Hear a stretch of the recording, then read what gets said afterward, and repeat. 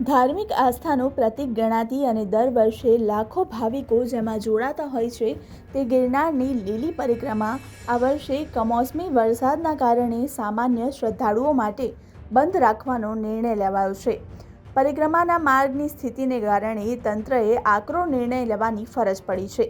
તંત્રના તમામ અધિકારીઓ અને સાધુ સંતોએ સાથે મળીને 36 કિલોમીટર લાંબા રૂટનું નિરીક્ષણ કર્યું હતું। ભારે વરસાદી માહોલને કારણે જંગલના માર્ગો પર માટીનું ભારે ધોવાણ થયું છે, જેના કારણે રસ્તાઓ તદ્દન બિસ્માર અને કાદવ કીચડથી ભરપૂર બની ગયા છે। આ સ્થિતિમાં ભાવિકોને ચાલીને પરિક્રમા કરવી એ અત્યંત જોખમી અને મુશ્કેલભરી બની શકે છે। ભાવિકોને પારાવાર મુશ્કેલી અને હેરાનગતિ ન થાય તે માટે વહીવટીતંત્ર અને ધાર્મિક અગ્રણીઓએ સામાન્ય જનતા માટે પરિક્રમા બંધ રાખવાનો નિર્ણય લીધો છે। જો કે પરંપરા જાળવી રાખવા માટે 1 નવેમ્બરે પ્રતિકાત્મક રીતે માત્ર 100 લોકો પૂરતી જ પરિક્રમા યોજવામાં આવશે। આપ સર્વે જાણો છો એમ આગામી ટૂંક સમયમાં આપણે લીલી પરિક્રમા યોજવા માટેનું સંપૂર્ણ આયોજન કરી લીધું હતું।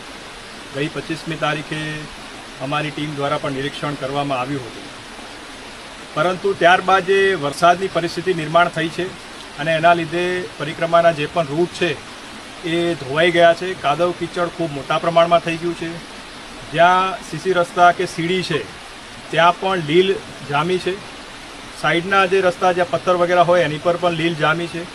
એટલે આ પરિસ્થિતિમાં લોકો માટે આ રૂટ ઉપર ચાલવું ખરેખર ખૂબ જ કઠિન થઈ ગયું છે। જો મોટી સંખ્યામાં લોકો અંદર જાય અને ફસાય તો તંત્ર માટે પણ એમને બચાવવા માટેની ખૂબ મોટી મુશ્કેલી સર્જાઈ શકે છે। એટલે જે છેલ્લી પ્રેસ કોન્ફરન્સ કરી હતી ત્યારે મેં આપ સર્વેને જણાવ્યું હતું કે આપણે 31 તારીખ સુધી આમાં રાહ જોઈએ, ત્યારબાદ જે પરિસ્થિતિ હોય એ જોઈ અને નિર્ણય કરશું।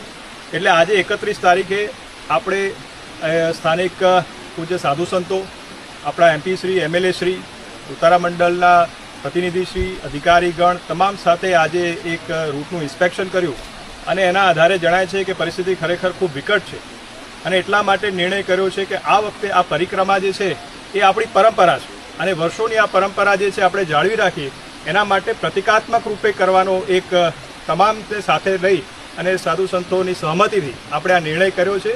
એટલે મારી ખાસ વિનંતી છે કે આ વખતે આપણે આ પરિક્રમાને માત્ર પ્રતિકાત્મક રૂપે જ કરીએ અને જે પણ લોકો આમાં આ પરિક્રમામાં આવવાનું આયોજન કરી રહ્યા હતા એમને મારી 2 હાથ જોડીને નમ્ર વિનંતી છે કે આપ આ આયોજન છે એ હાલ પૂરતું જે છે એ આ વર્ષ પૂરતું આપ ટાળશો અને અત્રે જે વહીવટીતંત્ર વ્યવસ્થા કરે છે, જે વ્યવસ્થા ઊભી કરી રહ્યા છે એમાં આપને સહકાર આપશો એવી મારી આપ સર્વેને નમ્ર વિનંતી છે।